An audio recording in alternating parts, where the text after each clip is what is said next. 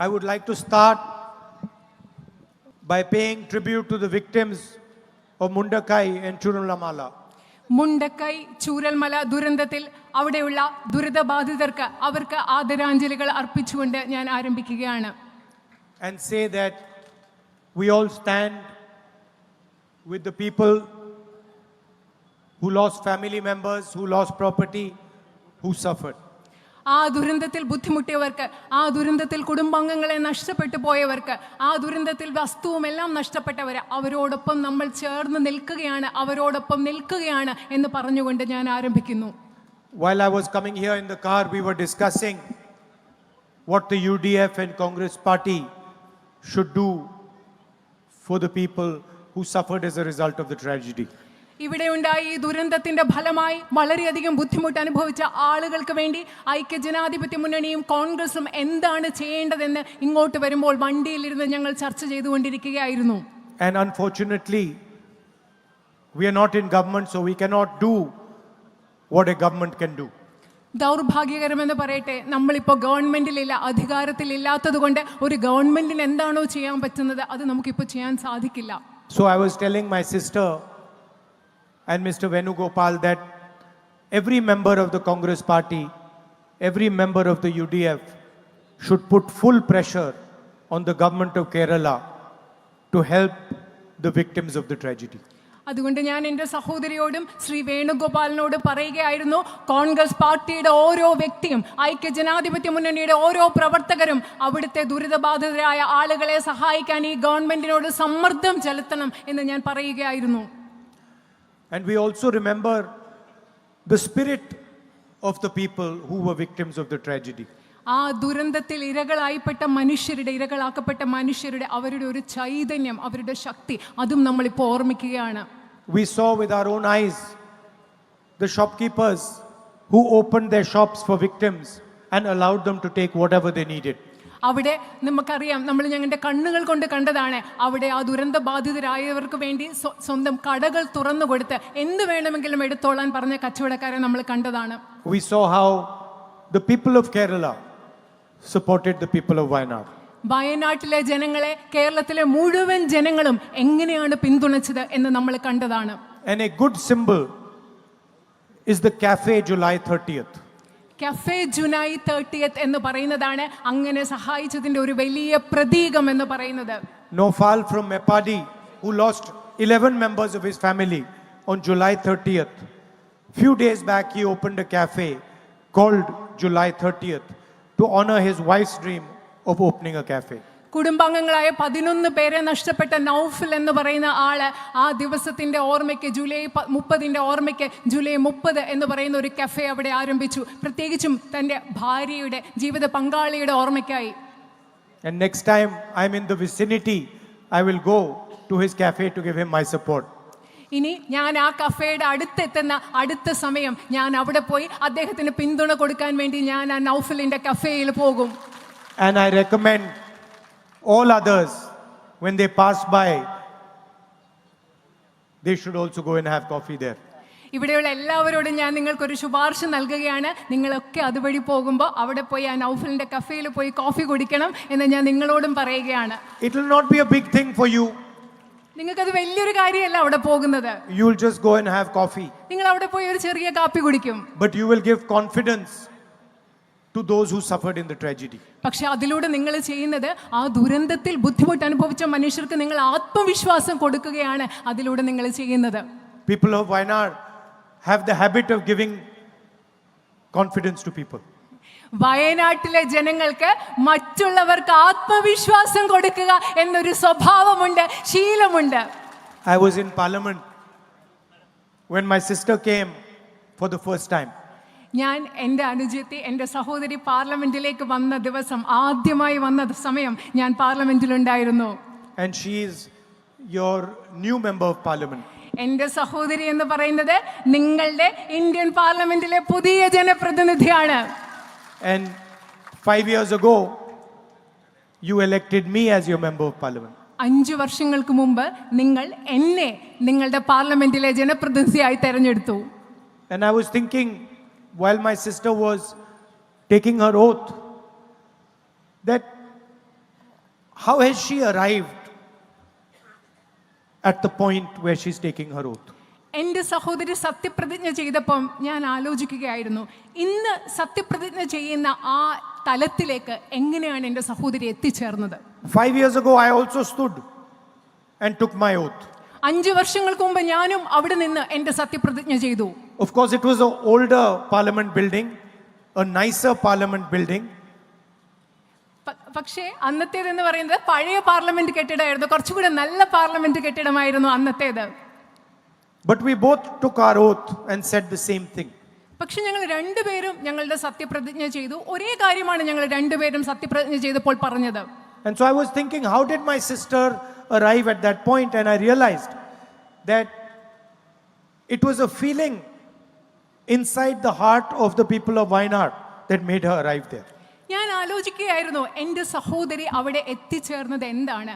അപ്പം ഞാൻ ചിന്തിക്കുകയായിരുന്നു, എനിക്ക് മനസ്സിലായി വയനാട്ടിലെ ജനങ്ങളുടെ ഹൃദയത്തിലുള്ള ഒരു തോന്നലാണ്, വികാരമാണ് എൻ്റെ സഹോദരി അവിടെ എത്തിച്ചതെന്ന്. She won by over 4 lakh votes. 4 ലക്ഷത്തിലധികം ഭൂരിപക്ഷത്തിൽ കൂടിയാണ്, വോട്ടുകൾ നേടിയാണ് എൻ്റെ സഹോദരി ഭൂരിപക്ഷം നേടിയാണ് വിജയിച്ചത്. What was the total vote she got? എത്രയാണ് മുഴുവനായി കിട്ടിയ വോട്ടുകൾ? 9,52,000. So she got 9,52,000 votes. 9,52,000 വോട്ടുകളാണ് എൻ്റെ സഹോദരിക്ക് ലഭിച്ചത്. That means that total vote नहीं, उनको कितना मिला?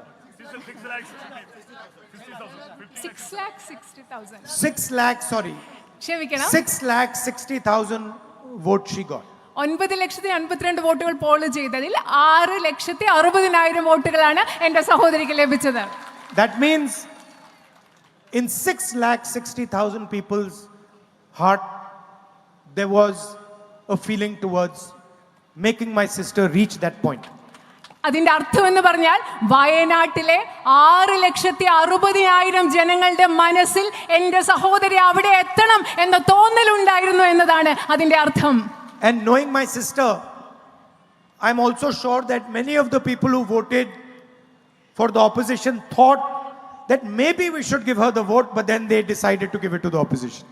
എനിക്ക് എൻ്റെ അനുജത്തെ അറിയാവുന്നതുകൊണ്ട് എനിക്കറിയാം, ഒരുപക്ഷെ പ്രതിപക്ഷത്തിൽ, അതായത് എതിർ സ്ഥാനാർത്ഥിക്ക് വേണ്ടി വോട്ട് ചെയ്ത ആളുകളും ചിന്തിച്ചിട്ടുണ്ടാവും, ഒരു പക്ഷേ പ്രിയങ്ക ഗാന്ധിക്ക് വോട്ട് ചെയ്തേക്കാം എന്ന് ചിന്തിച്ചിട്ടായിരിക്കും അവർ മറ്റു സ്ഥാനാർത്ഥിക്ക് വോട്ട് ചെയ്തത്.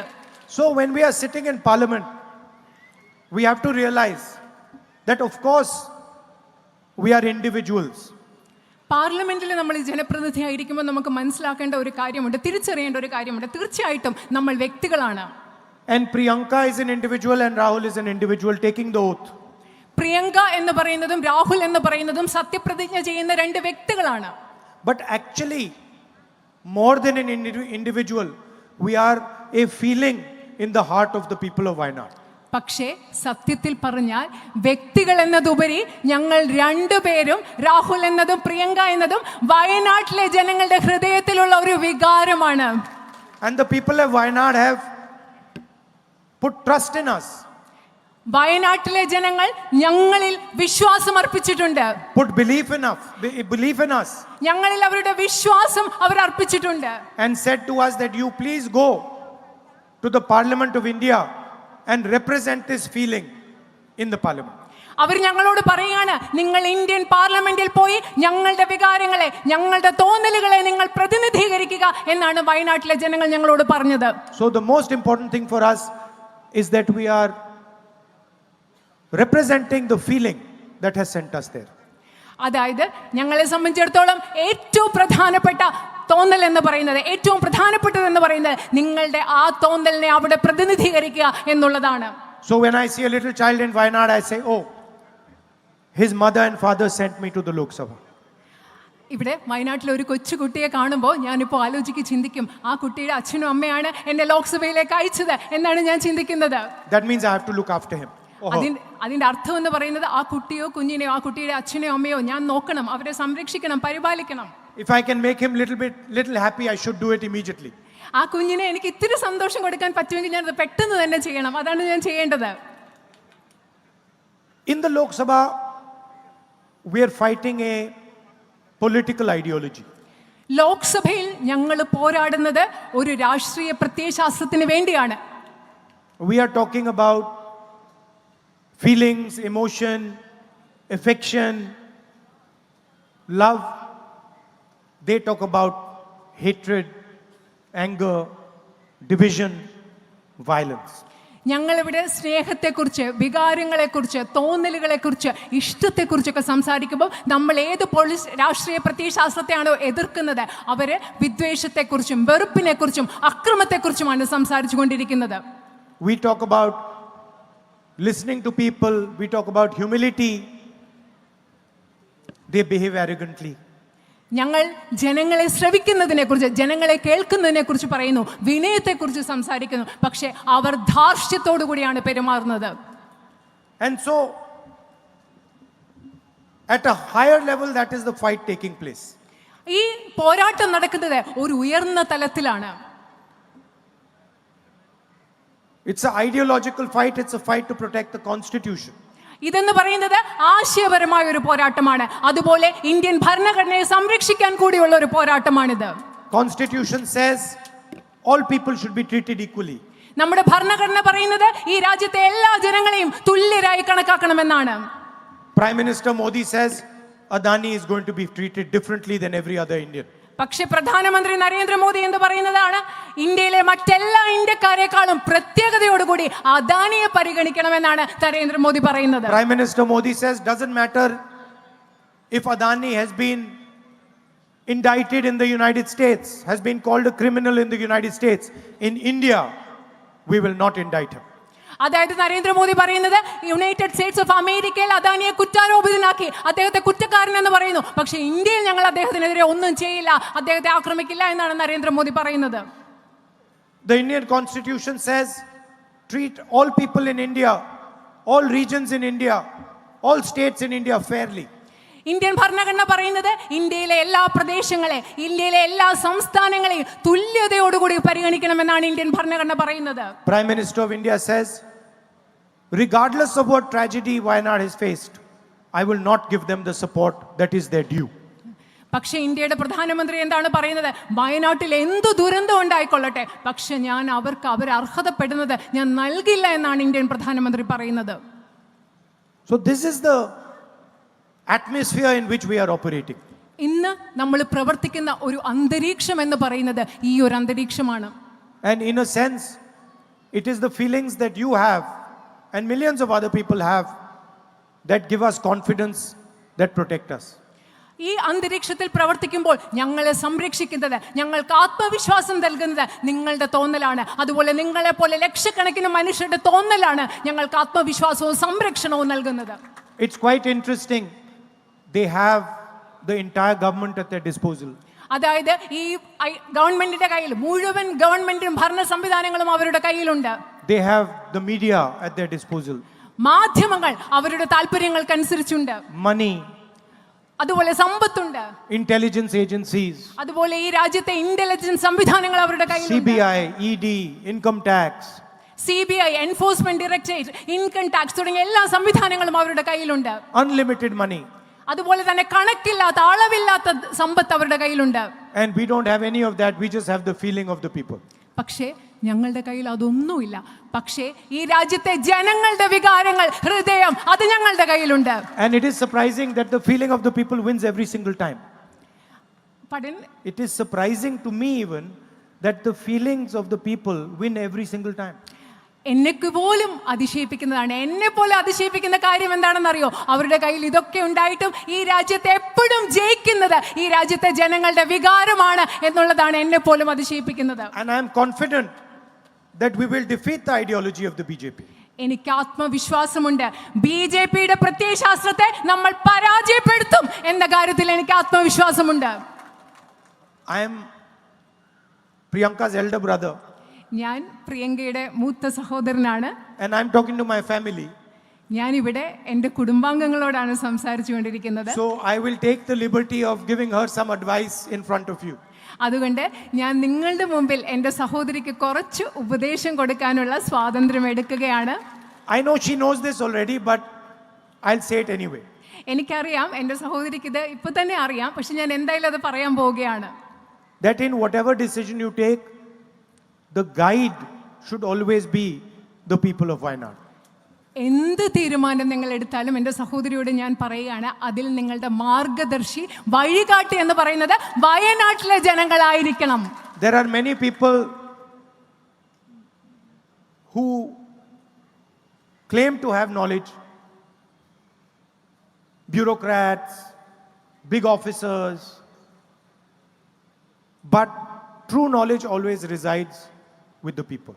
ഇവിടെ ഒരുപാട് ആളുകൾക്ക് അറിവുള്ള ഒരുപാട് ആളുകളുണ്ട്, ഉദ്യോഗസ്ഥരുണ്ട്, ബ്യൂറോക്രാറ്റുകളുണ്ട്.